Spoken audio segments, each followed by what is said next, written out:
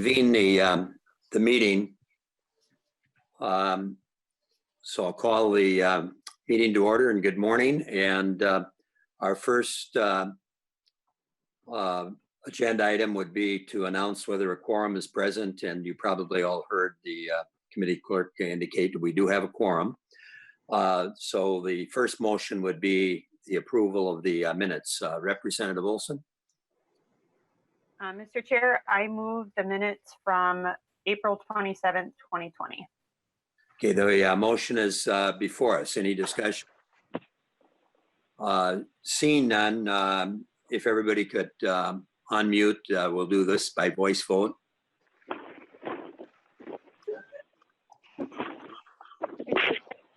Everybody ready? All those in favor signify by saying aye. Aye. Opposed? Motion carried. We have first bill up today is House File 4415, Representative Davnie to pay school employees. Or were your comment saying that we should leave this in? I wasn't 100%. Excuse me? Somebody was speaking. I couldn't pick up what they were saying. Okay, well, we now have House File 1603 before us. That's Representative Davnie's bill to provide for the payment of certain school district employees. So Representative Davnie, would you care to move your bill? Is Davnie aboard?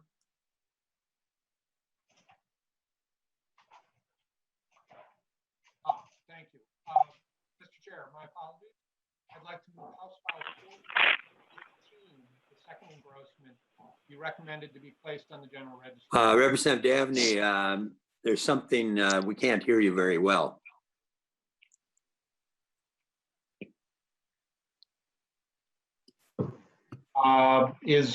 Is this any better, Mr. Chair? That's better. Okay, let me start over then, sir. Would you care to move Yes, Mr. Chair, I'd like to move House File 4415, the second engrossment, be recommended to be placed on the general register. Okay, and Representative Davnie, there is an amendment, the A21 amendment. Would you care to move the amendment? Yes, Mr. Chair, I've moved the A21 amendment. It's technical in nature and better aligns some of the language in the bill with the way Minnesota management and budget would like it identified. Okay, any discussion on the motion to adopt the amendment? Seeing none, I guess everybody has to unmute. All those in favor signify by saying aye.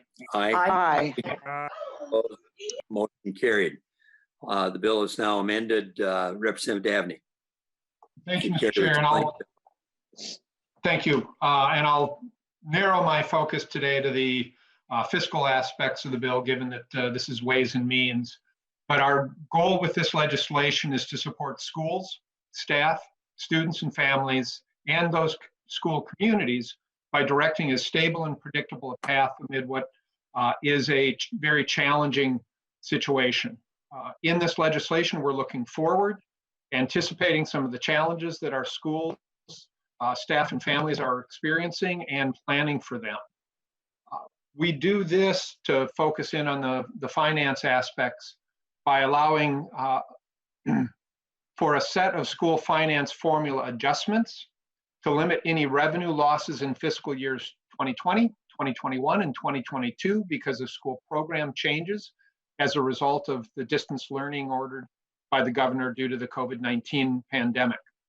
These changes are all designed to be revenue neutral compared to the February budget forecast of the K-12 budget base.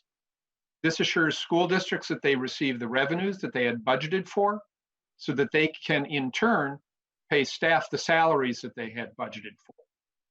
If we provide in this bill flexibility for the regional libraries to use regional telecom library aid to increase access to the internet across the state, either through their provision of Wi-Fi or provision of devices, hotspots. We allow school district accounting systems to continue to categorize in the state UFAR system employee salary and benefit costs as if they were performing their regular jobs in a regular manner in a regular school year to allow for better tracking of expenses. We have also proposed allowing schools and districts expanded flexibility in transferring funds from different accounts within their budget. This language is permissive to allow districts to best manage their expenses with their revenues as they see fit. And lastly, we propose protecting teachers, administrators, and student teachers moving forward on establishing or renewing their license to teach in Minnesota to assure that they can greet students again next fall. This moves some revenue for the Professional Educators Licensing and Standards Board, PELSB, from the current fiscal year into the next fiscal year, all within this biennium, and requires some IT changes and thus expenses to their website. With that, Mr. Chair, I stand ready for questions. Okay, thank you. And I do want to, when we're voting, you unmute and then you should mute again after that, because it wasn't too bad, but we were, while Representative Davnie was doing his presentation, getting a little feedback. So if people could be sure to unmute and then mute as we're proceeding, that would be helpful. Any discussion on the bill? Well, seeing none, Representative Davnie, would you care to renew your motion? Or whoops, one Representative Krisha's hand just went up. Representative Krisha. Thank you, Mr. Chair, and to the bill author. Just quickly, I know we've been back and forth on this through Ed Finance, and there's a lot of good pieces in here with the flexibility, the spending, and all that. Just a top line comment. I know a lot of comments have been made outside of the legislature on this, and just to remind people that even Commissioner Rickards acknowledges, and I think it's important to acknowledge, this bill doesn't actually protect hourly workers in the event that schools still need to lay off or do employment adjustments. Nor should we kid ourselves that if any school district is not paying somebody and asking them to do work, that wage theft laws apply to them. And also that, I think it's hard and there's, so there's no misconception, even this bill cannot provide funding to guarantee compensation beyond the existing funding, which could come from a loss of revenue and fees. So it's important in times like this that we let everybody know and our schools know what we can and can't do, and these will be very difficult times ahead. Okay, any further discussion? Representative Lillie.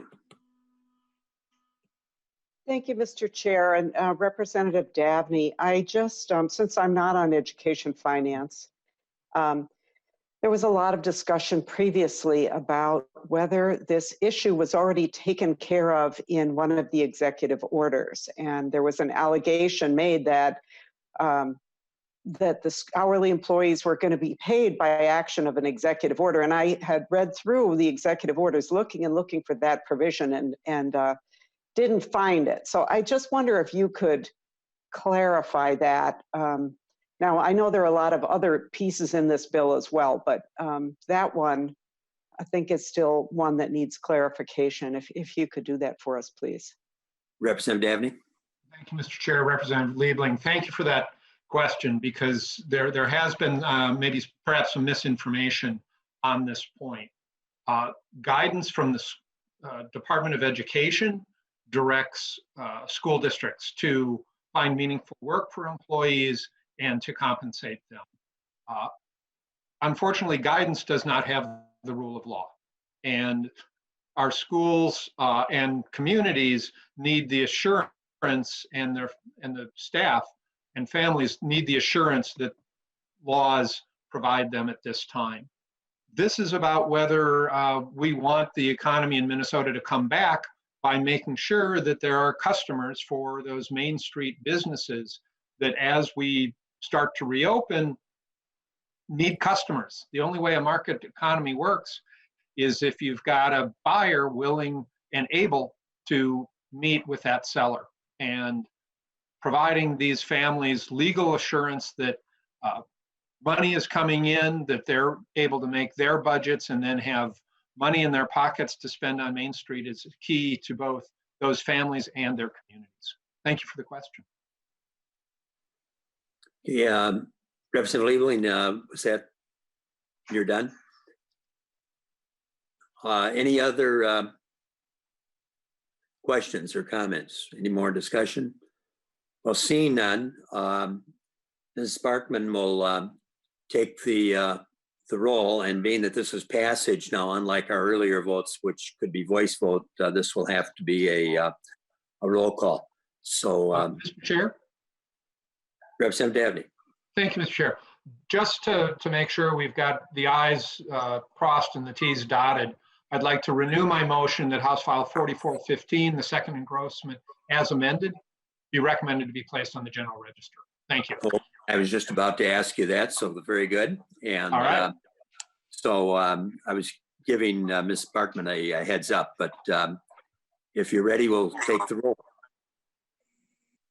Representative Carlson? Aye. Representative Olson? Aye. Representative Garofalo? No. Representative Albright? No. Representative Bernardi? Aye. Representative Davids? Aye. Representative Davnie? Aye. Representative Drazkowski? No. Representative Eklund?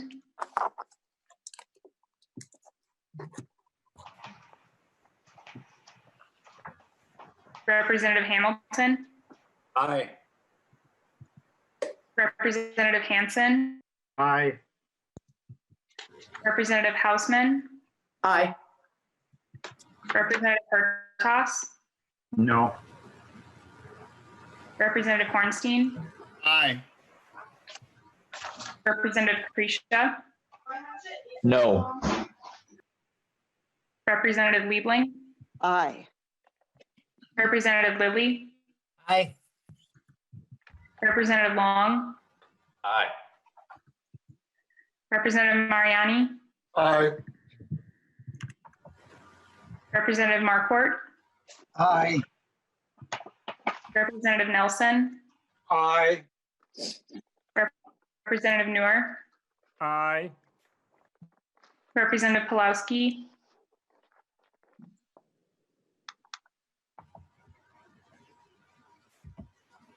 Representative Poppy?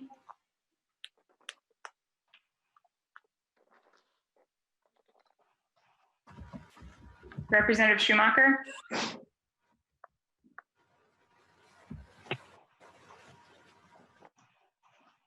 Representative Scott?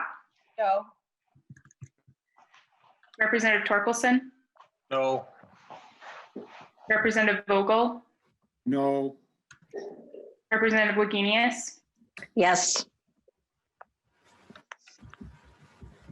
Ms. Sparkman, in light of what happened the other day with Pulowski not able to get in, what I've decided we should be sure to do is go back and call the names of anyone who didn't vote to give them an opportunity, especially if we're running into any technical problems. Representative Eklund?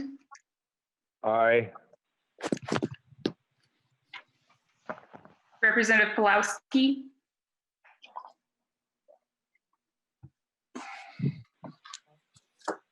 Representative Pulowski? Pulowski votes aye. Representative Poppy? Aye. Representative Schumacher?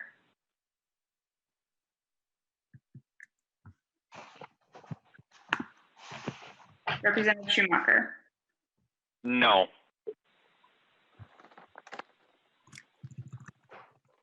I think we've got, 20 ayes. do we have anybody not voting yet? Okay. If you could 20 announce- ayes, 9 nays. Okay, 20 ayes and 9 nays. The motion prevails. Thank you, Representative Davnie. Thank you, Uh, Mr. Chair and members. We'll now go to the next bill on the agenda. Representative Nelson's bill dealing with elections. That will be House File 3429. So Representative Nelson, would you care to move the bill? The first engrossment be recommended to be placed on the general register. Okay, that motion is before us, and we do have some amendments. So Representative Nelson, would you care to move the First Amendment, the A20-0749? I'll move the A20-0749 amendment. And Mr. Chair, I'll describe the amendment. This is the election, the HABA bill, and the election bill dealing with election procedures during the COVID emergency. And we have an amendment to that has been some negotiated language that we've been negotiating with the minority to get comfort on the bill. Okay, so that is the amendment that's before us, and now there's an amendment to the amendment. Representative Nelson? And Mr. Chair, the A4 amendment, it's like, again, is like, I move the A4 amendment, and the A4 amendment is basically comfort language for the minority and some minor tweaks. The first one, if you go through this from the top, it's basically adding to the, it's deleting part of the language, but it's adding to the process for processing the ballots, the absentee ballots that are coming in. There was a concern from the election officials around the state about the mass number of, even before the COVID, a large number of absentee ballots that were going to come in, and some concerns about being able to get them counted. So they asked for days before the election. Currently in law, it's 7 days before the election, they can start counting the absentee ballots. They're moving it to 14 days for this election, both the primary and the general election. And they asked for time after the election because a large majority of the absentees come in the last couple of days before the election. So they wanted to have time to make sure everybody's vote got counted. The language that's in the amendment basically stipulates that no ballots that come in after the current timeline that are after the election date can be counted. And that's the language there. The other piece of this, there's a deleting a reference to the Commissioner of Health. There were some concerns about giving power to the executive branch, and this would leave it in the locals that if they're going to be have to move an election, a polling place because of the COVID, because of concerns about that we're leaving it with them to make sure they do it in the place that's healthy and takes into consideration health considerations for the people that are there.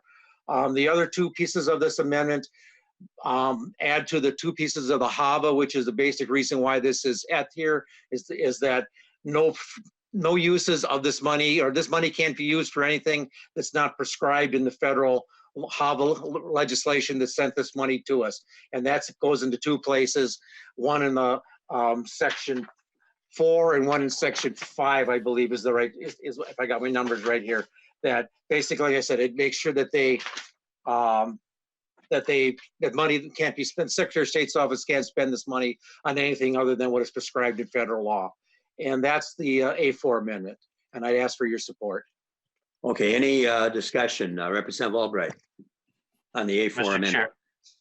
Thank you, Mr. Chair. And I first want to thank Chair Nelson, along with the Secretary of State, Mr. Simon, for recognizing the import of a strong bipartisan elections bill. I think we identify with the provisions in here, and I would urge members of the GOP to support the amendment. Okay, any further discussion then on the A4 amendment? Seeing none then, you'll have to unmute to vote. We'll do this by voice vote. Okay, any further discussion? Seeing none then, all those in favor of the A4 amendment signify by saying aye. Aye. Aye. Opposed? Motion carried. Now we have the amendment before us, the A20 amendment as amended. So any discussion on the A20 amendment as amended? Okay, seeing none, we'll take a voice vote. Give everybody a chance to mute, unmute. All those in favor signify by saying aye. Aye. Opposed? Motion carried. We now have the bill before us as amended. Any further discussion? Mr. Chair, this was the bill that was heard in State Government Finance. It was House File 3499. We're amending it onto this bill 3429 because that matches up with the bill that's in the Senate that Senator Kiffmeyer is the author of, and that way we can get negotiations going on this bill. That's before us because of two provisions in here in Section 4 and Section 5. The two HAVA bills that came from the federal government, the money we got, the 6.9 that we got last December, and the 7.4, I believe it is, that we got in March. I may have those backwards, but anyway, both of those required a 20% match. So there's a match of $1.4 million for the one and 1.7 for the other, and so it's for a total of $2,864,023 worth of matching dollars the state has to come up, and that's what this bill is for. One caveat on this is that there's been some discussion with some of the ongoing COVID legislation they're discussing in the federal government, is that they may take the match off for what we're calling the HAVA $3, which is the dollars that were sent to us in March. And then there's language in the bill that would, in case that happens, if it happens before July 1st, the money will not go into the account. If it happens after, then the money will revert back from the HAVA account in the Secretary of State's office back to the general fund. And that's the gist of the bill, and that's why the bill in Ways and Means. Okay, and with that amendment that we just adopted, and assuming that if the bill then passes, we will not need to take up House File 3499. So just so we're clear on that, Representative Albright. Thank you, Mr. Chair. And again, tipping my hat to Chair Nelson for just a strong bipartisan effort to bring forward an election bill that recognizes the import of elections, particularly in light of COVID-19. The bill does recognize that this is a one-time occurrence, with the provisions in this bill snapping back to our normative elections statutes after the general election in November. And members, I think we can all be very proud of the work that was done. It was not a streamlined process, was certainly endeared itself to quote unquote vibrant conversations. But I think as Chair Nelson and I said to one another over the course of the last couple of days, we held true to the word of communication with one another, and to recognize and respect each other's differences while also respecting the need for providing the state and the folks that call Minnesota home with an opportunity to vote going forward. So with that, members, I would urge a strong bipartisan yes vote on this bill. Thank you, Mr. Chair. Okay, thank you, Representative Albright. Representative Nelson, would you care to renew your motion? Mr. Chair, I'll renew my motion that House File 3429 as amended be recommended to be placed on the general register. Okay, and being that this is passage, this will need to be a roll call. So Ms. Bartman, are you ready?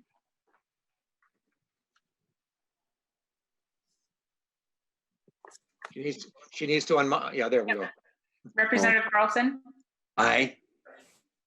Representative Olson, Aye. Representative Garofalo, Yes. Representative Albright, Aye. Representative Bernardi, Aye. Representative Davids, Aye. Representative Aye. Representative Drazkowski, No. Representative Eklund, Aye. Representative Hamilton, Aye. Representative Hansen, Aye. Representative Hausman, Aye. Representative Hertas, No. Representative Hornstein, Aye. Representative Krisha, Aye. Representative Liebling, Aye. Representative Lillie, Aye. Representative Long, Aye. Representative Mariani, Aye. Representative Marquardt, Aye. Representative Nelson, Aye. Representative Newer, Aye. Representative Pulowski, Aye. Representative Poppy, Aye. Representative Schumacher, Schumacher, aye. Representative, Did you say Scott? yes, Okay, yeah, you cracked up there. Yeah, aye. Representative Torkelson, Aye. Representative Vogel, Aye. Representative Wagenius. Aye. 27 ayes, 2 nays. Okay, and that means everybody that wanted to vote has voted. So the motion prevails. And thank you, Representative Nelson. Thank you. And being that this was very bipartisan, thank you, Representative Albright, as well. I was kind of being informed, if you will, the last few hours about discussions taking place, and so glad everything was resolved. We now have the next bill on the agenda, House File 2768 by Representative Lillie. That's the labor agreements and compensation plan to be ratified. This will be a division report. So Representative Nelson, would you care to move the division report? Mr. Chair and members, I move the State Government Finance Division Report for House File 2768. And just to clarify, we go back and forth. Some bills are division reports, some are not. As we've discussed in previous meetings, a bill goes out the way it came in. And so this one came in last year and would be subject to the process that we had in place last year. Other bills that we've taken up have been referred to us from the general orders at times. And so we have a slightly different process. So any discussion on the division report? Seeing none then, everybody on mute, voice vote. All those in favor signify by saying aye. Aye. Aye. Opposed? No. Motion carried. Representative Lillie, if you would care to move your bill. Hi, Mr. Chair and members. I'd like to move that House File 2768 be recommended to pass and placed on the, or recommended to be placed on the general register, rather. Sorry. Thank you. I think we should say House File 2708 as amended be recommended to pass. That's what I think I have before me here. Okay, and if there are no amendments, so Representative Lillie, if you'd care to explain the bill. Thank you, Mr. Chair and members. I think it is 2768 is my understanding, but this bill. Did I not say 2768? Mr. Chair, I think at the end you said 08, but okay, well, just be sure clear, yeah, it's 2768 that's before us. Got to get used to all this technology. Nope, you're doing Okay. great. Thank you, Mr. Chair and members. This bill ratifies the labor contracts and compensation plans for our state employees. Most of you are members that have been here for a while, and the newer members might need to know these contracts are negotiated between MMB and the labor groups and our state employees. These employees deliver services, all over the state, from one end to the other, from side to side. And they're probably more important now than ever with this pandemic that we're all facing. They're frontline response workers. We have nurses. We've got, we see the Commissioner Malcolm on the news, and a lot of the team that's working behind her is these employees, food safety workers, correction workers, unemployment, all the deed stuff, unemployment counselors, emergency loan counselors. In the correction facilities, these people, remember last year where we had lost a correction officer, and what they face, how soon we forget about that with this pandemic, of course. But and then all the great things at the universities that we're hearing about in the news. A lot of these employees are covered by this, and certainly, like if you were a nurse at the VA. Dealing with some of the folks right now. But anyways, these contracts cover the breadth of our team, the state workers, and these are negotiated, going back to the beginning, between the governor and a lot of these go back to the last year. I think of myself. I work for a company that we were given raises and profit sharing. Certainly, as we look into the new world, I think the employees know that in the next contract, things are going to be very different. But this is, again, these are negotiated between the governor and typically it's pretty straightforward, or should be. These are negotiated in good faith. And, we, I don't want to say, we ratify them, and then they go into, and some of them are already in place. And so they've seen since July, this goes back to July 1st of 19. So we're in, almost to July of this year. I mean, we're not quite, but we're getting close to that. And we're almost halfway into some of these contracts.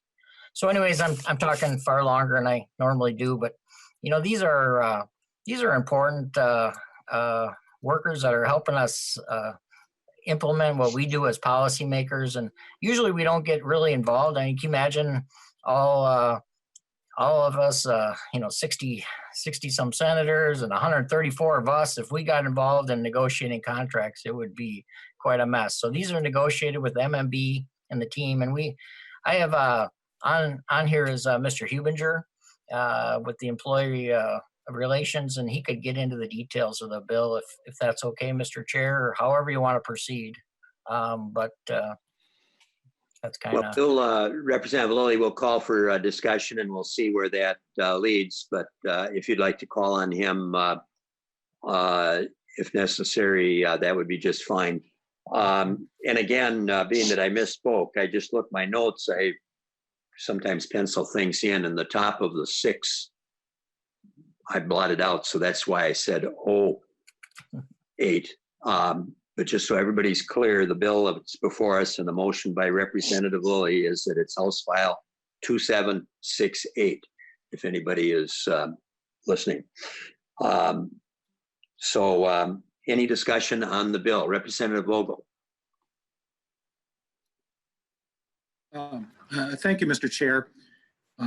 If Ms. Connolly could bring up the spreadsheet that I asked her to post last night, that would be helpful. It had some information on there that I'd like to share. Ms. Connolly, can you do that? Members, I do not have the sharing function activated, but it is online and it was included in the materials that were sent to you, so you can access that through your computers. Representative Vogel? Okay. Well, thank you, Mr. Chair. So if people are looking at it, the spreadsheet itself is the work of the, I believe, MMB that submits the information to SER for their use. And everything above line 53 and to the left of column Q is that information.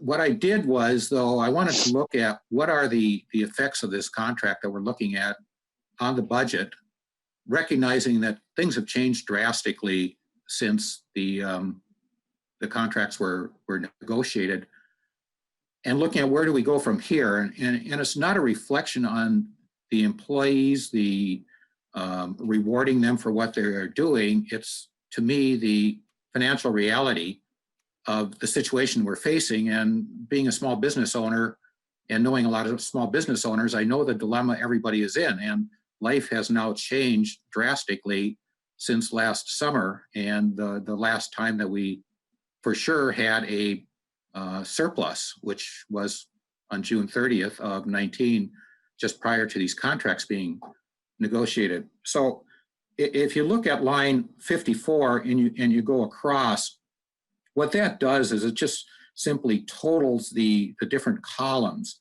Now, as you can see on E54, it comes to $8,165,000,000. That was the last base that we worked with in the actual from the last biennium.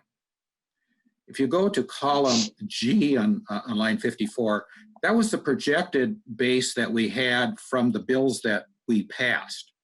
If you go to column J, that's actually what MMB is, from my understanding, is saying that the contracts actually came to. So if you look down in that little green area underneath there, it says 2021 change from projected.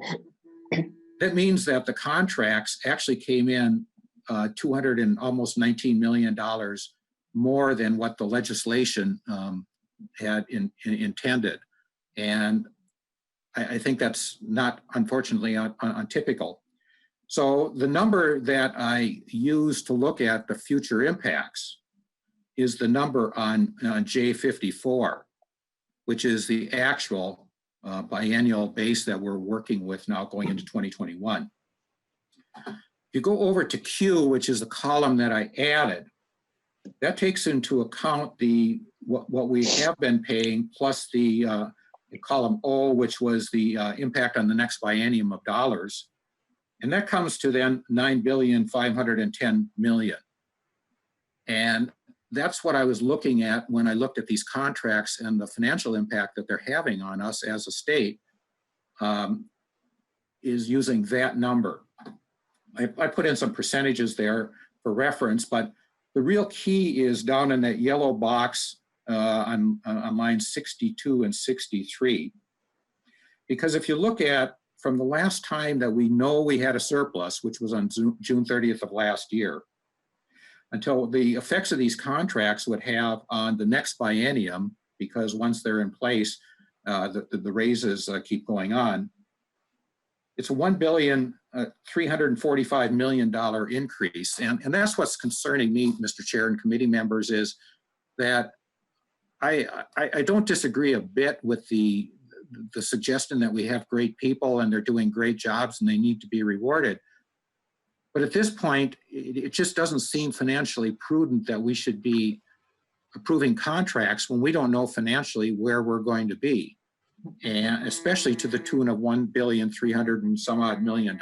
So that's the reason I put this spreadsheet together, is just to bring some clarity to the real numbers we're talking about and the real issues that we're facing. And again, I'm not taking anything away from the great employees we have and the necessity for treating people well. But I do think that financially, it's not prudent when we are making these type of decisions, not knowing exactly where we're going and probably headed for a deficit because of the revenue shortfalls we're going to have. So I appreciate your indulgence in my time and looking at the spreadsheet, Mr. Chair. I'd be glad to answer any questions, but that's what I have to offer. Thank you. Okay, any further discussion?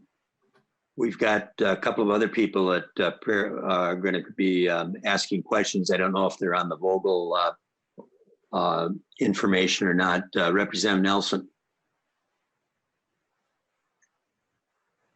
Thank you, Mr. Chair and members. I guess my question is for Mr. Hubinger, and it's a couple of questions I have. One is that these my understanding is that the budgets we passed last year assumed these contracts were going to be settled and that money was in the budget.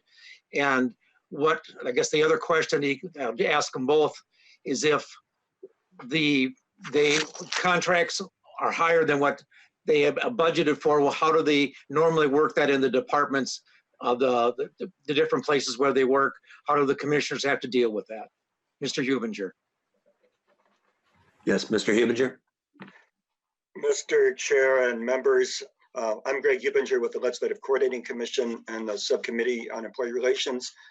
Representative Nelson, as you indicate, there is no appropriation tied to this bill.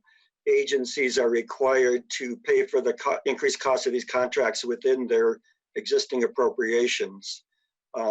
If these costs exceed the amounts that they had originally budgeted, they would need to rely on other mechanisms such as salary savings or vacancy savings or reprogramming in order to generate the funds that they need to pay for these increases.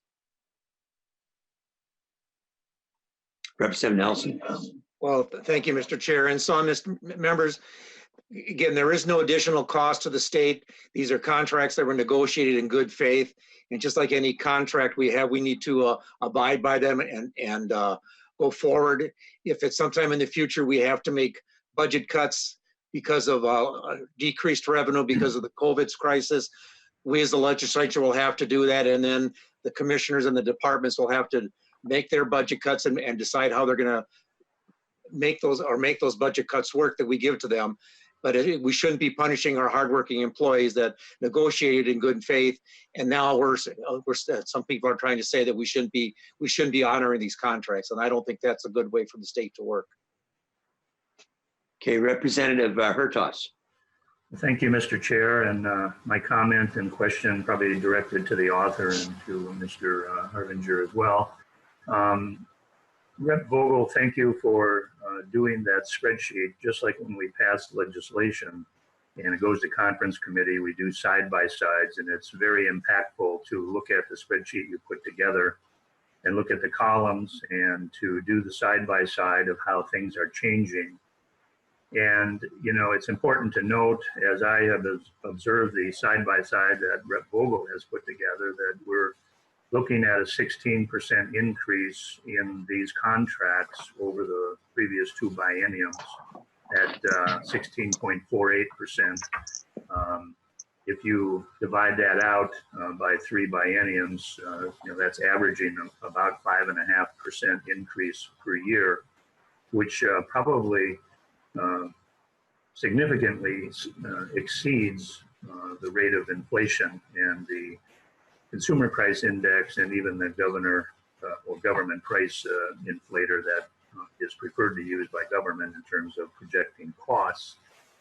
But what is of special concern to me is how the numbers in which contracts are negotiated and what the amounts were originally believed come in substantially higher, and to be unable to project costs by more than $200 million, I think is suggesting that there's quite a failure in being able to predict what the costs are going to be. And I wouldn't think it would be that difficult to know how many employees are under contract and what the salaries and wages are to accurately predict or project what these contracts are going to cost. So that's my biggest concern. I too agree that a contract is a contract and they need to be honored, but I don't think it's a good faith representation to the legislature when the estimates are so wildly wrong. And that oftentimes seems to be the case with government. And I realize it's maybe difficult. So my question to Mr. Herbinger or to the author, is the overrun attributable to new hires or FTEs that are the result of legislation? How do we get a handle on hundreds of millions of dollars of overrun on labor contracts? I think your question was probably more to Mr. Hubinger at this point. Mr. Hubinger? Mr. Chair and Representative Hertas, the biennial base calculation, it would have been done in April of 2019. And MMB has explained that while they have a fairly sophisticated model for projecting costs that takes into account normal turnover and retirements and that sort of thing, it cannot take into account the effect of the actual appropriations and program changes that agencies take on as a result of legislation in the 19 and the 20 session. So that leads to one set of changes in the cost of the contracts. In addition, they have assumptions about retirements and turnover, but if the actual experience is different, that will affect their projected amounts as well. Can Representative Lillie did want to comment? He mentioned both you and Mr. Hubinger. Representative Lillie. Sorry, that was me. I had to mute on. Mr. Chair and Representative Hertas, I think Mr. Hubinger covered it well.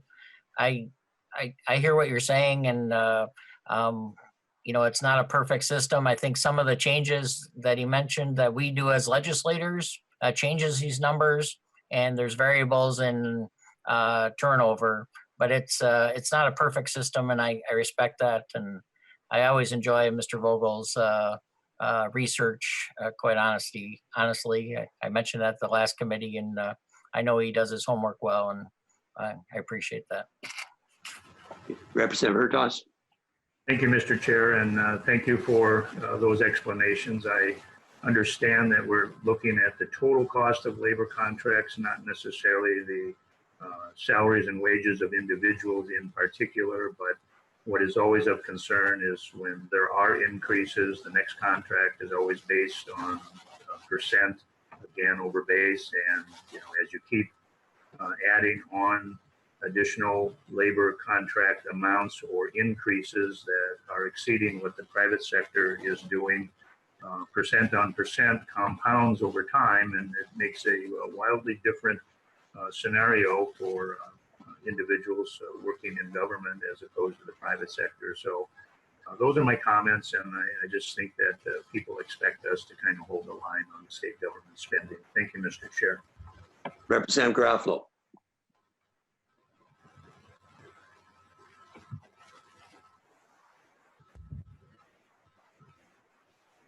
Representative Garofalo.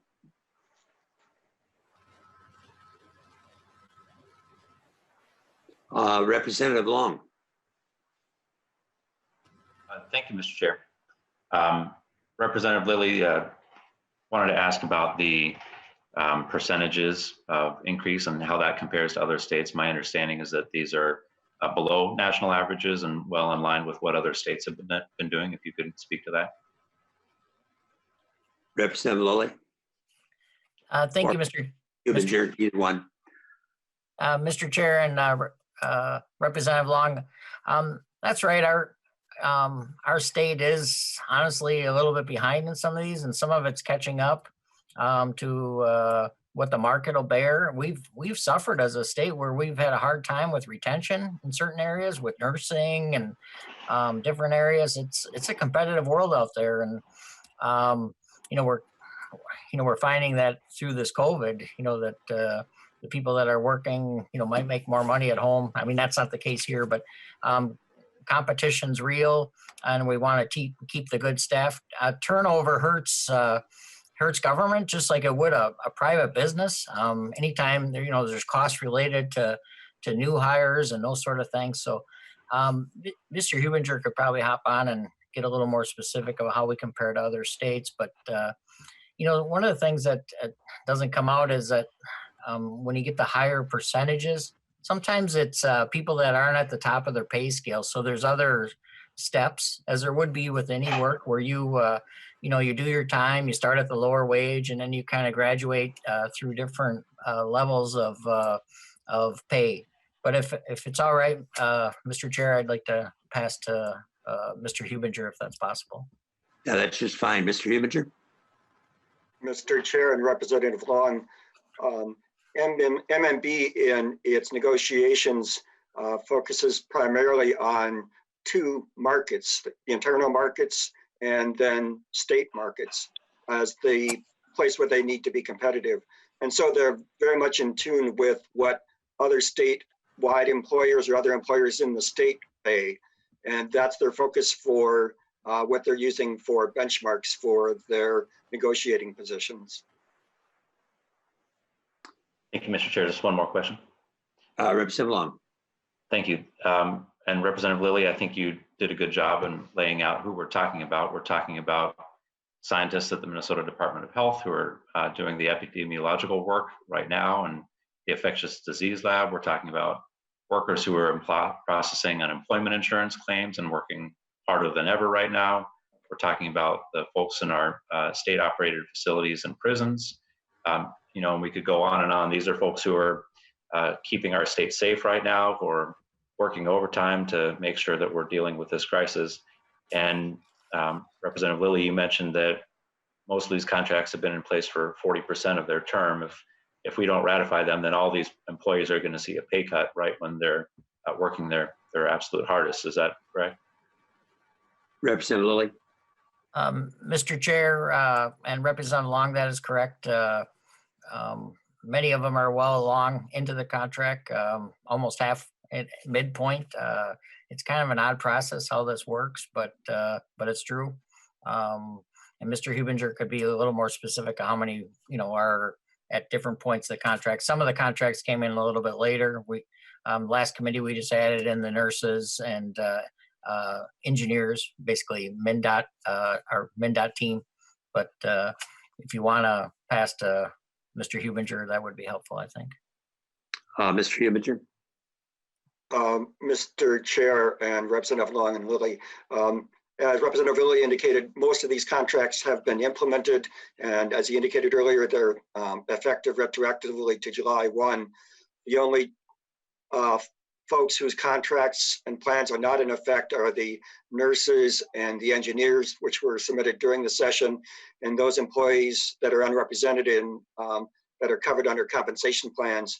So I would estimate that somewhere around 85% of state employees' contracts are currently in effect. Thank you, Mr. Chair. Thank you. And Representative Garofalo, I tried to get you before. I see you're back up again. Representative Garofalo.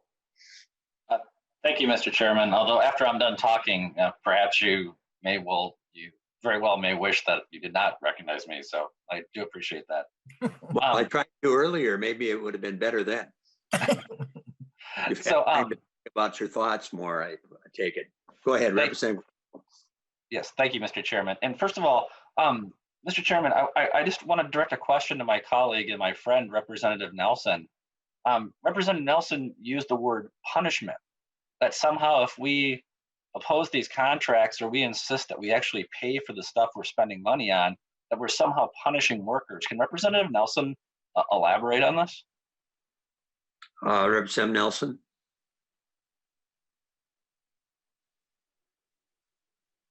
There we go. I don't remember using the word punishment, but we negotiate these contracts in good faith with our employees, and they ratified them in good. We should do the same thing and ratify them. This is what we negotiated with them, and it's also my understanding with these contracts there were savings that were negotiated for the state in these contracts, increases in healthcare costs for the employees, a greater share of the healthcare costs that they're paying. That if these contracts also go away, we end up having to going to cost the state more money and could lead us to the employees suing to get back that extra money they paid. And that includes us in the legislature. We have been paying higher costs in our healthcare, higher shared cost in our healthcare because of since the start of the year, because of these contracts. And again, that would revert back and cost the state more money if we don't ratify them.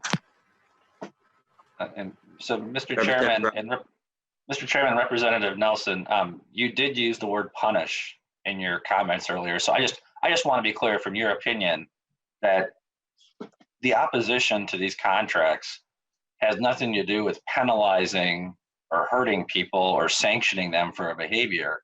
The opposition to these contracts is that they're mathematically impossible given the current fiscal situation we're in. So, Representative Nelson, you and I have known each other a long time. I don't need to elaborate on this, especially over video conference. But I would just strongly object to somehow that my opposition to this is a sanction that I'm looking to hurt workers. Mr. Chairman, if we were in person here, I would probably get an amendment drawn up for these contracts. And what I would do is I would put an amendment in there that we perhaps would give remedial math lessons to the DFL caucus. Right now, I'm looking at the Vogel spreadsheet that got shared out. This is committing an additional $715 million of state resources in the tails. Doesn't even include the current biennium. And I could ask a member of the DFL to yield to recognize this, but I'm hoping that people on the call have been paying attention to the world we live in. The state of Minnesota has an unemployment rate of over 20%. More than 1 in 5 workers are currently unemployed. The private sector is what finances the government. It's not the other way around. And so at a time when we're going to be making extraordinarily challenging and difficult fiscal decisions, where we're going to have to make incredibly challenging decisions about important functions of government that are going to have to be reduced or eliminated to fund critical functions of government, at this very same time, we have a proposal that does what? It puts more obligations onto it. It puts more obligations onto the state of Minnesota at a time when the private sector, again, which pays for government, is contracting. So, Mr. Chairman, I'm going to ask for a roll call on the final passage of this bill. If there are any questions, Representative Vogel, I want to thank you for the work that you did. I would hope that members of the DFL took a minute to look at Representative Vogel's spreadsheet that he put together. These numbers were questionable for passage even when we had a budget surplus. But now, where we're facing a situation with billions of dollars of budget deficits in this current biennium, and in the tails, we're talking about the potential for an 8-digit budget deficit. We're talking about a budget deficit that could exceed $10 billion with a B. To be putting more obligations onto the spreadsheet, it's fiscally irresponsible, it's mathematically impossible, and candidly, it's foolish. So I would ask members to vote no, but more importantly, I would ask members of the majority party to start paying attention to where the money's coming from, and more importantly, where it's going. Thank you. And Representative Garofalo, on your request for a roll call on our procedures on all bills with our new process here are going to be roll call votes. So, okay, Mr. Chairman, I just wanted to make sure that for a formal roll call, if this would be reflected in the minutes. I wasn't sure if that was. Remind people, because if you notice, the previous 2 bills we had up were also roll calls, even though one was broad consensus, I think unanimous, if I recall. But next up is Representative Lillie. Thank you, Mr. Chair. And I don't usually get too involved in these issues about contracts because this is technical, and I leave this up to the members who are really involved in this and do a great job with it, like Representative Lillie. But I did just want to comment here because actually in my committee in Health and Human Services Finance, I heard kind of the same theme. And the theme is we should cut now, cut, because we're going to have a problem. And you know what? We all realize that the budget isn't what we thought it was going to be, but there will be a time for us to have to deal with the cuts. But right now, we have to deal with the current reality that we have. So Representative Garofalo loves to sort of do this kind of personal partisan thing that he loves to do. And what I hear from the GOP, this theme is emerging, which is, we know that GOP wants to cut government anyway. In the best of times, the GOP doesn't want government. The GOP, generally speaking, doesn't like government. And now it's great opportunity to cut, cut, cut. Well, guess what? That will come. We will have to look at that. But I do want to just respond to something that Representative Garofalo said in particular, this issue about the private sector financing government. Well, of course that is true, but it's also true that the people that we employ are consumers. They spend money, they pay taxes. And guess what really drives the economy, Representative Garofalo? It's consumer spending. This is something that Representative Davnie was talking about earlier with reference to a different bill. Part of the reason that we're having a problem in our economy is because people are not out spending money, because consumer confidence has fallen. People are afraid to go and spend money, even the stores that are open.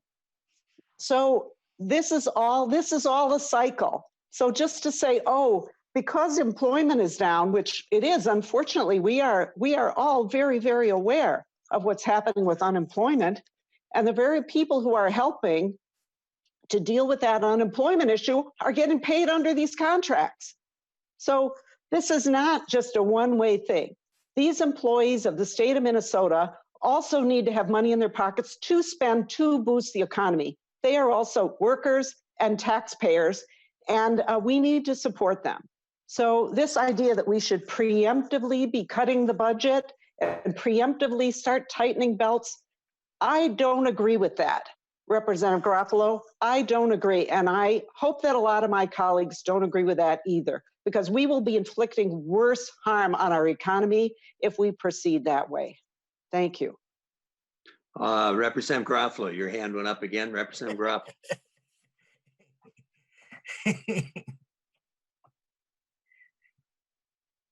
Damn mute button. Sorry. First of all, to my everything you say, Representative Garofalo, is being recorded. yeah, sorry about that. My bad, Mr. Chairman. I'm sorry. To my friend, Representative Liebling, first of all, it's good to see you, Representative Liebling. I'm not being partisan.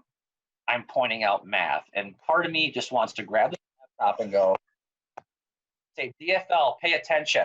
We don't have any money. Okay, we're broke. Right? There's not going to be a magic money fairy falling out of the sky, just bestowing billions of dollars of us to spend. We're not preemptively proposing anything, Representative Liebling and members of the DFL. We're in a deficit right now. Income tax revenues, capital gains revenues, sales tax revenues have fallen off a cliff without historic proportion. And this delusion that the DFL thinks that we can delay taking budget actions until after the election, what planet are you guys living on?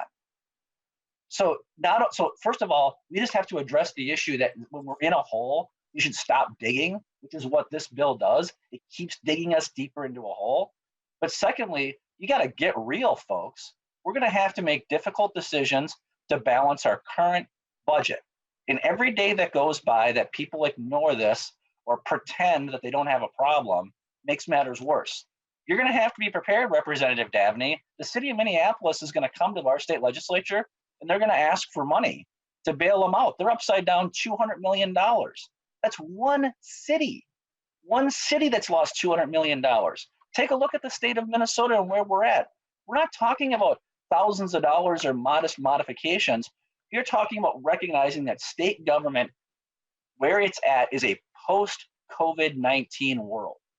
And unfortunately, the DFL is stuck in a pre-COVID-19 mindset.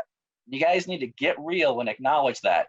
Next week, we're going to have some revenue numbers that are going to come forward. Chairman Carlson and I have the opportunity to sit in on the Council of Economic Advisors meetings. Folks, these choices are going to be unpopular. And the sooner you acknowledge that and the sooner you square that with the public, the better off we're all going to be. Thank you, Mr. Chairman. Okay, Representative Davnie. Thank you, Mr. Chair. And hearing the debate this morning reminds me that in my years in the legislature, I don't think I've ever seen the state employee contracts come before the legislature without the GOP opposing them, even when they were negotiated by a GOP governor. So yes, we're in very difficult times. I am literally up late at night, concerned about the impact of the COVID-19 recession, if we're lucky it's a recession, on the people of the state of Minnesota. But what that calls us as legislators to do is not use that as the latest reason not to treat the people who do the work we ask them to do with respect and dignity. It's time that we instead look comprehensively at Minnesota's economy and rejecting these contracts, cutting the wages of the people who do the work in every community across the state, not only is short-sighted, it actually further damages the state's economy. People have been promised salaries, they've been promised benefits, they've gone forward and made commitments in their lives based on those promises. And we can exacerbate the challenges in front of our local communities, in front of our Main Street businesses, by refusing to step forward to the commitments made, or we can decide that it's a choice. We don't have to defer to math. We can instead take responsibility for our actions as a legislature and not punt it over to some big concept of only looking at part of the challenge and calling it math and calling it unalterable and calling it not our responsibility. This is an opportunity for us to lead, to assure the well-being of all Minnesotans by making sure that the state stands up to its commitments and to assure that we do our part to maintain and strengthen Minnesota's economy so that it can bounce back in the strongest possible position in the shortest possible way. Thank you, Mr. Chair. Thank you. I've got a note, apparently must be on the phone. Representative Davids? Thank you, Mr. Chair. Very good. Representative Davids. Well, thank you, Mr. Chair. I just need to correct my good friend, Representative Davnie, for saying in the past the GOP members haven't supported state contracts. I, for one, have supported many state contracts. I wanted to support this state contract. But first of all, members, we have committed to nothing. These have to be ratified. If we don't ratify them, they're not ratified. We have committed to nothing at this point. So there are GOP members that have voted for state contracts in the past. That was a blanket, inaccurate statement by Chair Davnie. And if we don't get this economy reopened on May 4th, which we're projected to do, if we don't, I think Chair Garofalo is going to be incorrect on this 10 billion because it's going to be much, much more than that. We have to realize that we are in unprecedented times. This is not business as usual. So we had better start preparing now because the money's not there. The state of Minnesota is broke. Let's deal with it. Thank you, Mr. Chairman. Okay, any further discussion? Just a quick comment that I might make because it goes back to my early days in the legislature. I was here in 1973 when we passed PELRA. That's the Public Employee Labor Relations Act. And we are a collective bargaining state. And my view is that both sides, the representatives of the state employees, the various unions, and the administration sat down at the table in good faith and they bargained a contract. And I think it's important that we honor that bargaining process. The other thing is, I think we're in a very unique situation with this particular contract, because as Representative Lillie pointed out, we have many workers that are being impacted by these contracts that are literally our frontline workers, putting their lives at stake, putting their families at risk as they work with the patients that are impacted with the pandemic. So I would just say that that's an important point to kind of keep in mind as we decide on voting to ratify the amendment. But we are a collective bargaining state and have been for almost a half century. With that, Representative Lillie, any concluding comments? Thank you, Mr. Chair and members. You know, I've definitely heard the discussion this morning, and you know, it's kind of fun to see some, as Melissa or Speaker Hortman calls us, litter mates. It's kind of fun to see a couple of the litter mates, Representative Garofalo and Liebling, sharing their love together. But no, it's you know, these things have been negotiated and in good faith. They're fair.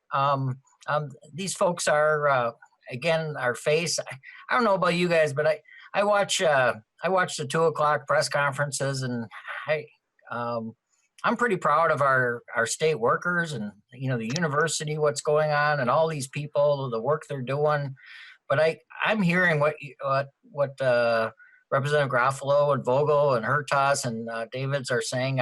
Believe me, I hear it. I know we're going to face this wall, and we're going to face it together, and we're ready. We're up for that task. We've faced deficits in the past, and we'll fight for Minnesota, a better Minnesota. But I would appreciate your support today on these contracts. I think these people are our team, and they are our neighbors, and it's not a perfect thing. I respect that, but I'd appreciate your support today, and I think it's an important message for Minnesota that we're gonna move forward. Okay, and Representative Lillie, with your concluding comments, would you care to renew your motion? Mr. Chair, I'd like to renew my motion that House File 2768 as amended be recommended to be placed on the general register. Okay, the motion is before us, and as I indicated earlier, when we're passing bills on final passage, they will be a roll call. In addition to that, we had a request that it be a roll call. So, Ms. Sparkman, are you ready? Mm-hmm. Okay, if you could call the roll. Representative Carlson. Aye. Representative Olson. Aye. Representative Garofalo. No. Representative Albright. No. Representative Bernardi. Aye. Representative Davids. No. Representative Davnie. Aye. Representative Jaskowski. No. Representative Eklund. Aye. Representative Hamilton. Representative Hansen. Aye. Representative Hausman. Aye. Representative Hertas. No. Representative Hornstein. Aye. Representative Kresha. Representative Liebling. Aye. Representative Lillie. Aye. Representative Long. Aye. Representative Mariani. Yes. Representative Marquardt. Representative Nelson. Aye. Representative Noor. Aye. Representative Pulowski. Aye. Representative Poppy. Aye. Representative Schumacher.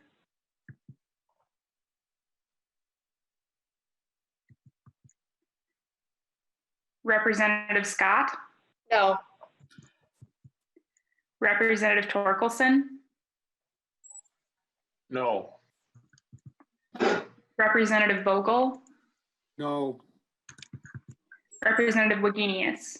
Yes. And if you could call the names again of anybody that was present and didn't vote to make sure they had the opportunity.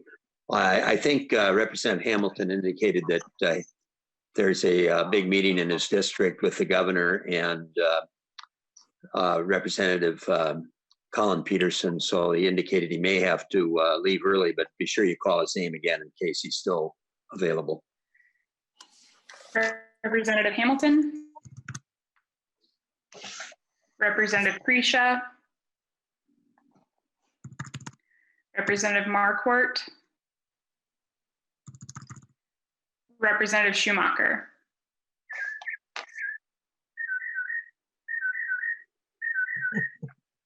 Okay, everybody's had an opportunity to vote. So if you could give us the total, Ms. Barkman. 17 ayes, 8 nays. Okay, the motion prevails and House File 2768 as amended has passed. Just by way of, Mr. Chair and members, thank you. and thank you, Representative Lloyd. The next meeting is going to be Friday at 9:45, and we'll be adjourned in a moment. And we have 4 bills that we'll be taking up on Friday. 2 of them, I think, are in our possession, and a couple of them are pending. But we'll clarify that final announcement before Friday. So see you folks again at 9:45 on Friday. With that, meeting adjourned.